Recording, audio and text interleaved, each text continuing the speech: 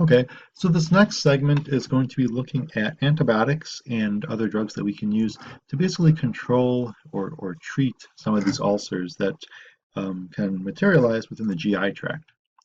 And so, of course, we're going to go into Helicobacter pylori or H. pylori. Remember from micro that it's a gram-negative rod, and basically it's going to colonize the luminal surface of the epithelium within the GI tract. And this has got an interesting story. These two guys back in 2005 won the Nobel Prize in Physiology and Medicine. Of course, this discovery occurred much sooner than this, but this really kind of paved the way for implicating that the recurrence and then actually the initiation of some of these GI ulcers was indeed due to this presence of this bacteria within the GI tract. And when you eradicate this bacteria, you greatly reduce the number of ulcers, and also you reduce the risk of cancer by dramatic numbers. And so there's several that are approved treatments. We'll talk about two. These are the more common ones. If you look up some of the treatment guidelines in various resources, there'll be other approved treatments, but these are the main common ones that you'll encounter. So the first is looking at combining bismuth subsalicylate, which is actually just the pink stuff, Pepto-Bismol, metronidazole, and tetracycline for 2 weeks. And then the other treatment is omeprazole and clarithromycin for 2 weeks. Okay, and so this is a kind of a nice H&E stain of some of those bacteria that are associated with some of those ulcers. I got that from the web.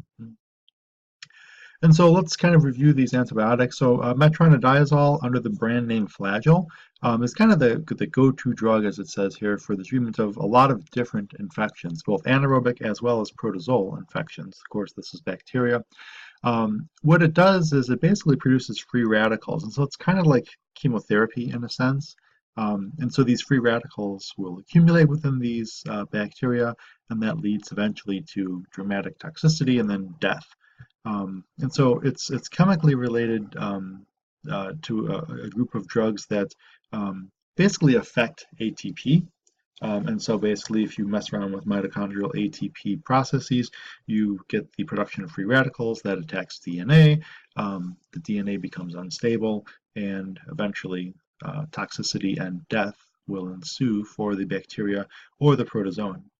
Tetracycline is your classic kind of protein synthesis inhibitor that we talked about earlier on in the year. Mechanistically, it's going to target the 30S ribosomal subunit. You get really good distribution of tetracycline into the ascites, into bile, into the synovium, as well as into the CNS, which is why you'll see tetracycline used in other diseases. Clarithromycin is a macrolide antibiotic, binds to the 23S subunit, remember, which is part of the 50S subunit, and that's going to also inhibit bacterial protein synthesis. So these three drugs work really well for treating H. pylori infections, and of course you have to take into effect the underlying patient health, renal and hepatic health and physiology, as well as potential drug-drug interactions and allergies, as in the case of tetracycline. Okay, so those were the antibiotics that were used to treat H. pylori infections. Let's briefly talk about Tums. These are antacids, and so probably all of you have at least heard of them, if not have taken them yourselves. Usually we associate Tums with, maybe like a spicy meal. I've used my share of Tums eating spicy buffalo wings at restaurants and so forth. And so basically this is how they work. All the drugs that we've been talking about affect various processes within the parietal cell itself. Tums really just kind of neutralize the acid that's pumped out of these parietal cells. And so it's basically just pure chemistry. And so if you've got a lot of acid, which is basically a proton, remember, you give the patient Tums, or actually more likely the patient will take Tums by themselves, and Tums are basically calcium carbonate. That carbonate interacts with the hydrogen, and basically the pH of the GI, stomach lumen, becomes neutralized. Okay, and so the dose, or the dosing guideline for antacids, and again, these are weak bases. So the mechanism here is Basically, one dose of the antacid 1 hour after meal typically neutralizes stomach acid for about 2 hours. It's kind of like the rule of thumb. What does this mean? Basically translates to really fast relief, but a short duration of action. Okay, so uh, especially some patients, they may have to get up several times throughout the night if their acid reflux or their heartburn becomes problematic. Okay, there is aluminum in some of these salts that are formulated, and there's various formulations. I mean, I had mentioned Tums earlier on. Tums is calcium carbonate plus or minus aluminum and sucrose. But there's also, Rolaids, Mylanta, Gaviscon, um, Maalox. These are all different formulations that are all kind of loosely grouped as antacids. Okay, so some of them do have aluminum. That will react with the gastric acid to basically produce a salt that is insoluble. Remember, aluminum is a cation with a positive 3 charge. This will promote constipation, which in the case of a GI type virus or upset stomach might actually be beneficial. Some patients may complain of nausea and vomiting. So this might actually be beneficial. A lot of these over-the-counter antacids contain at least some version of calcium, most often calcium carbonate. Excuse me, there are magnesium-containing salts. They're not really absorbed that well, which is good, and there may be some type of a laxative type of effect. And the prototype here is Epsom salts, which we typically think is a soaking aid for sore muscles, but this actually can be ingested.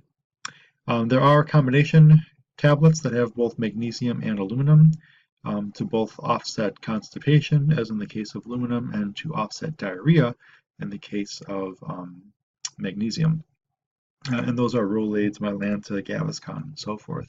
And then Maalox has the special added simethicone, which can be used to treat gas production.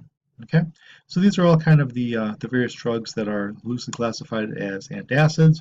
All of these are over the counter. They all work essentially pretty much the same.